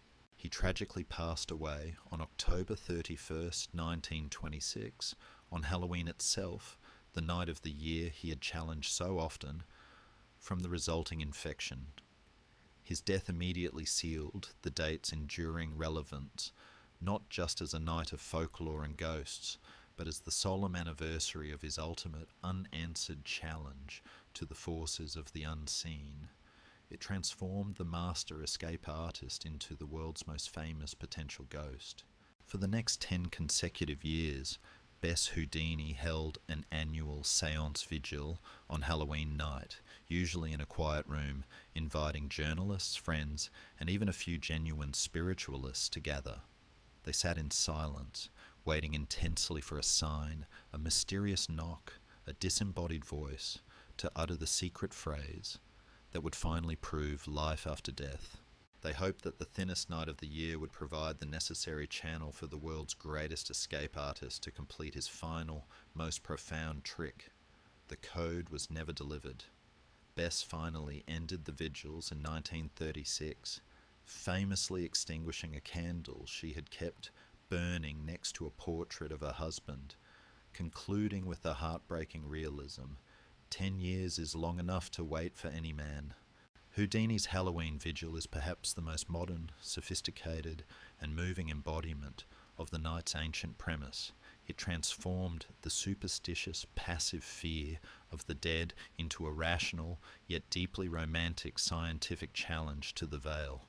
It reminds us that even when the ghosts become playful and the rituals commercialized, the central mystery of Samhain, the profound question of what, if anything, lies beyond, remains the most compelling, unresolved human question of all. And it was the gradual, powerful need to control the street mischief and the dark wanderings that led directly to the final commercialized ritual that cemented the holiday in popular culture, the permanent structural evolution of trick-or-treating, a transaction that domesticated the night once and for all. The escalating chaos of Mischief Night, with its increasing property damage, disruptive vandalism, and occasional dangers to public safety, finally spurred a decisive, fundamental, and permanent change in the way Halloween was celebrated across North America. The overriding cultural need to channel the anarchy of costumed youth into a safe, harmless, and universally supervised activity led directly to the formalization of the practice we now know globally as trick-or-treating. This seemingly simple act of door-to-door solicitation is, in fact, a fascinating compression and amalgamation of centuries of historical tradition. A ritualized commercial bargain designed specifically to pacify the demanding energy of the spirits and, more practically, to protect the property of the living. The concept itself is a direct synthesis of the three crucial historical threads we have traced through time. First, the ancient soul-caking, the medieval practice of asking for food or money in exchange for promised prayers for the dead. Second, the mummering and guising, the custom of wearing a disguise while performing short skits or demanding rewards. And third, the Mischief Night pranks, the implied, very real threat of retaliation or property damage if no offering or reward was given. In the mid-20th century, particularly in the years immediately following the widespread social restructuring of World War II, this practice was actively and enthusiastically promoted by community leaders, neighbourhood watch groups, parent-teacher associations, and even the burgeoning mass media, including advertisements and radio shows, as a necessary, safer, and more organised alternative to the prevalent destructive vandalism. The goal was simple: to successfully channel the destructive energy of the masked figures off the anonymous, dangerous streets and bring them directly to the brightly lit front door, transforming the aggressive, implied threat of the trick into a polite, performative request for the treat. Imagine the quiet, successful revolution taking place on suburban streets and in small towns. Instead of masked teenagers overturning outhouses and tirelessly soaping windows until dawn, groups of small children dressed in increasingly recognizable commercial costumes were instructed by their parents to approach a neighbor's door and utter the famous transactional phrase. The homeowner, in turn, was expected to uphold their end of the bargain by offering a small pre-packaged, safe piece of candy or a minor trinket. The exchange was swift, highly predictable, utterly transactional, and above all, safe. It was a social contract enforced by the collective community. The phrase itself is a linguistic relic of the old, frightening power dynamic. The trick is the ghost of the primal ancestral fear and the direct recent echo of the Mischief Night threat. The treat is the modernized commercial equivalent of the soul cake or the mama's reward. The sheer genius of the formalized ritual lay in making the threat rhetorical. The children, by performing the ritualized call and response, demonstrated they were aware of the night's ancient potential for chaos and social reversal, but they were consciously choosing to engage only in the authorized peaceful and profitable exchange. By willingly supplying the treat, the community symbolically averted the chaos, purchased a night's peace, and successfully placated the night's restless, demanding energy. This systematic domestication of the holiday was a spectacular, self-reinforcing success. It channeled the wild, untamed, and potentially dangerous spirit of Samhain into a highly commercial, supervised, and family-friendly community event. The spiritual focus shifted almost entirely from the deep, necessary duty of remembering the dead to the immediate, tangible, and joyful reward of the living. The quiet, profound terror of the veil was replaced by the brightly lit, collective spectacle and sugary satisfaction of the neighborhood street. The formalization of trick-or-treating finalized the American Halloween's evolution into a celebratory, commercially driven, and predictable event of joyous, if slightly spooky, social interaction. Yet, this intense focus on human masquerade and commercial mischief had also allowed an older, more primal and subtle fear to fade almost entirely into the background, the genuine existential terror of the non-human supernatural entities themselves, the malicious fairies and powerful, inhuman spirits that once truly dominated the deep fear of the night. The terror of the old ways was being forgotten for the sweetness of the new.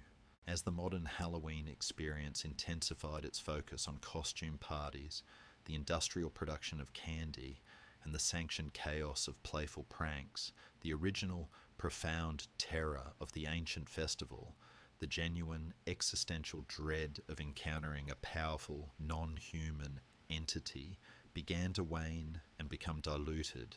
This is the fading fear of the fairies, and the remembrance of their more malicious, primal origins provides a crucial insight into how our contemporary ghouls and predictable monsters were ultimately shaped. The true ancient horror of the night was not human, it was elemental. In the original, deeply rooted Celtic worldview, the Aos Sí, the people of the mounds, or the spirits of the land, were not the diminutive, cute, winged figures of later, sentimental nursery rhymes. They were formidable, highly powerful, often malicious beings who were intrinsically linked to the wild, untamed nature beyond the safety of the hearth and the cultivated fields. Their magical power was immense, and their motivations were utterly alien and indifferent to human morality or suffering. They were known to engage in profound acts of chaos and cruelty. They could steal away human babies, replacing them with sickly, demanding changelings.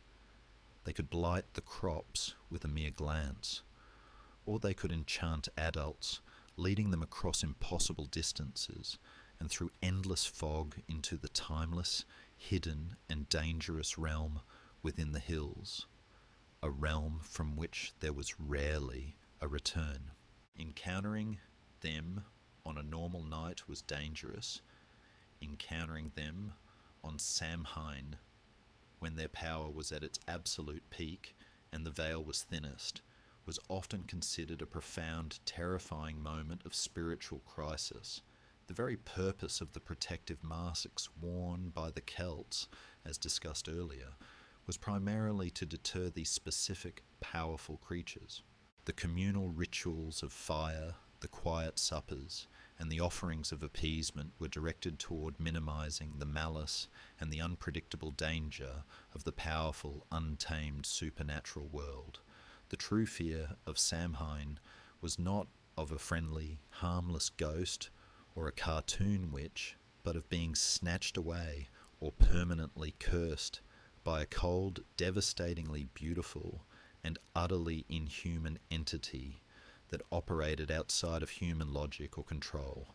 However, as society became progressively more urbanized, organized, and as Christianity became more universally dominant across the continent, the subtle, pervasive fear of the pagan, natural spirit world began to be replaced by the more concrete, theological, and controllable fear of the devil and his demons. The malicious fairy, a complex, morally ambiguous figure, rooted in the wildness of nature, was slowly but surely supplanted in popular imagination by the generic ghoul, the snarling goblin, and the defined demon, figures that were easier to categorize, to control through ritualistic doctrine, and most importantly, to defeat through the power of the Church and Holy Scripture. The ancient, capricious, formless power of the Aos Sí was reduced and codified into simple Halloween spookiness. This fading fear allowed for the modern era's fascination with clearly defined, tangible monsters. The vague, shape-shifting, untraceable threat of the fairy was codified into the definitive image of the vampire, the werewolf, and the zombie, creatures with clear rules, specific vulnerabilities, and known weaknesses that could be understood and definitively overcome. The terror was ultimately domesticated. It was given a name, a set of instructions, and a narrative conclusion. Yet, a subtle echo of the old dread remains. When we are truly scared by a horror film or a chilling story, the fear is often not of the slasher or the vampire with their known rules, but of something formless, something that defies logic, something that resides in the periphery, a moment of true unsettling chaos that reminds us of the time when the greatest threat was the unpredictable wild magic of the natural world, symbolized by the malicious, powerful spirits of the fairy mounds. And as the fear of the actual spirits faded and was replaced by manufactured human-centric thrills, a strange, collective new ritual began to emerge in the modern world, the deliberate, joyful, and utterly safe seeking of terror, the calculated consumerist pursuit of the sublime thrill of fear in the modern haunted attraction, a final paradoxical expression of the night's primal power, with the authentic existential terror of the supernatural largely replaced by the playful, predictable demands of trick-or-treating and the safety of the parlour game. Modern Western society found itself in a curious, paradoxical position, possessing an immense cultural appetite for fear without the actual accompanying spiritual or physical risk. This profound cultural shift directly led to the rise of the haunted attraction, a distinctly 20th and 21st century phenomenon where fear is consciously manufactured, highly packaged, and sold as entertainment for the sheer, exhilarating thrill of the experience.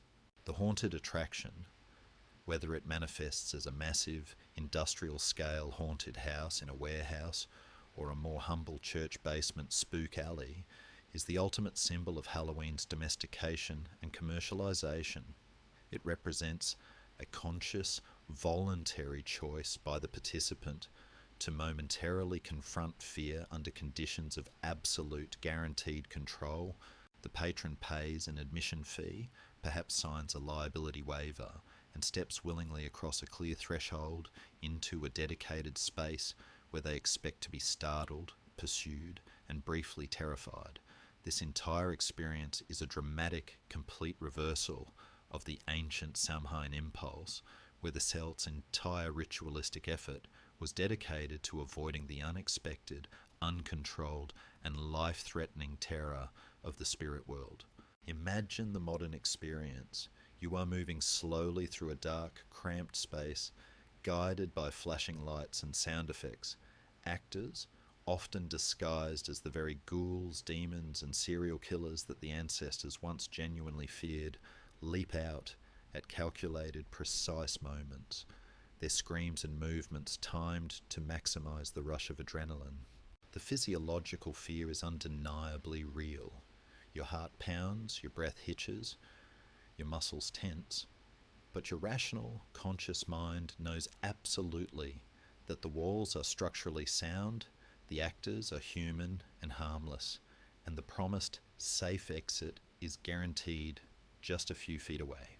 This phenomenon is what psychologists often term benign masochism, The pleasure derived from engaging in something terrifying or uncomfortable when the brain remains fully aware that there is no genuine, lasting threat to well-being.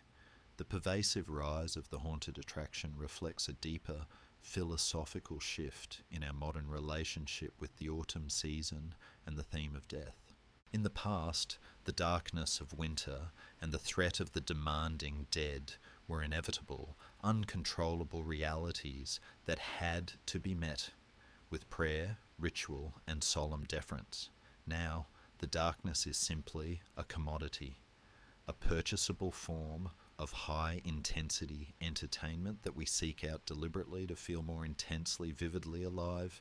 It is a structured way of acknowledging the night's historic association with death and profound fear, but strictly on our own terms, with our societal safety nets firmly in place. It takes the primal, chaotic energy of the Aos Sí and transforms it into a highly choreographed, repeatable, and profitable performance. It allows us to process, through play, the anxieties that our ancestors addressed through spiritual devotion. The entire experience serves as a powerful collective catharsis. We willingly enter the simulated chaos, confront the manufactured monsters, and emerge momentarily breathless, cleansed of the tension of the everyday. It is a temporary safe return to the thin-veiled world of Samhain, but one where the living are undeniably in charge. The ghosts perform for us, not the other way around. And yet, despite all the commercialization, the carefully calculated thrills, and the manufactured fear, the enduring power of the night lies ultimately in a curious, final paradox. We celebrate the end of the year, the darkness, and the concept of death, only to emerge from the experience feeling strangely invigorated, lighter, and completely ready to face the long, cold winter ahead. It is the autumn's great existential riddle, the profound, beautiful act of finding light in the season of darkness. After tracing the long, spectral journey of this night, from the flickering, necessary bonfires of Samhain, past the medieval soul cakes, through the mischievous Victoriana, and finally to the bright commercial thrill of the modern haunted attraction, we arrive at the core philosophical truth of the season, the autumnal paradox. This is the profound, beautiful contradiction inherent in celebrating a holiday officially dedicated to darkness, to death, and to the inevitable closing of the year, yet somehow emerging from it with a renewed sense of vigour, communal warmth, and vibrant, compelling life.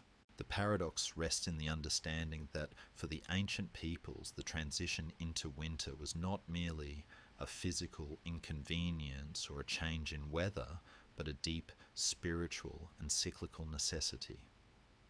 Winter was viewed as the great pause, the deep sleep of the earth, the time when all the vitality of life was preserved beneath the frost in preparation for the eventual certain explosion of fertility in the spring. Samhain, therefore, was not purely a mournful farewell or a grim time of mourning. It was an act of profound pragmatic acknowledgement that death, silence, and darkness are intrinsic, essential parts of the larger, eternal flow of life. By consciously confronting the darkness, by allowing the dead to walk among them, by acknowledging the potential for chaos and mischief, and by destroying the effigies of the old year's bad luck, the living were performing a necessary spiritual cleansing and a physical preparation. They were ritually preparing themselves for the discipline, the quiet hardship, and the long, sustained silence of the cold months ahead. Imagine the ancestors huddled closely around the relit hearth fire after the night of ghosts and ghouls, after the bonfires have sunk to embers.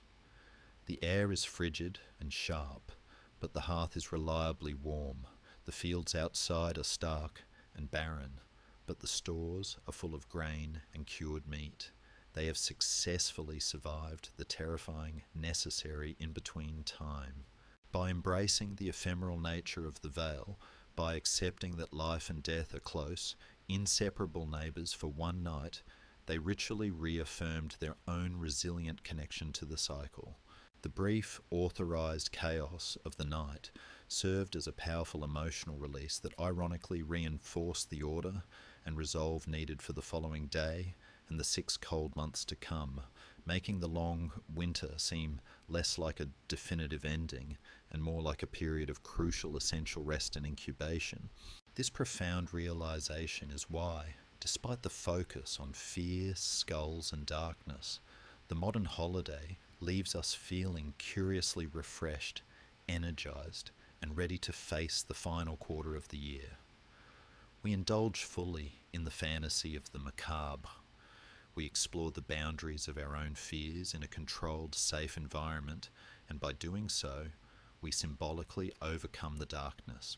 The costumes, the collective laughter, the shared bounty of candy, these are all acts of defiant communal life, small gestures of warmth and connection pushed back against the inevitable surrounding cold. The most powerful, subtle magic of the night is its uncanny ability to extract a moment of intense, vibrant and celebrated life from the very contemplation of mortality. We confront the void so we may fully appreciate the flame. It is a beautiful, necessary realization. We dress as ghosts to powerfully remind ourselves that we are profoundly, gloriously, vividly alive. We celebrate the spirits who have departed, not in hopeless grief or paralyzing fear, but in the certainty that their journey is part of the flow and that our turn will come, but not yet. The profound, gentle balance between the light and the dark is what fuels the tradition, and it is this very deep-seated understanding, this continuous, inherited need to confront the cycle and honour the transition that explains the perennial, quiet question, why we still pause and listen for the final whispers of Samhain, a custom that binds us to our deep collective past. And so, we arrive at the quiet, reflective conclusion of our long, spectral journey through the history of this haunted and universally beloved night.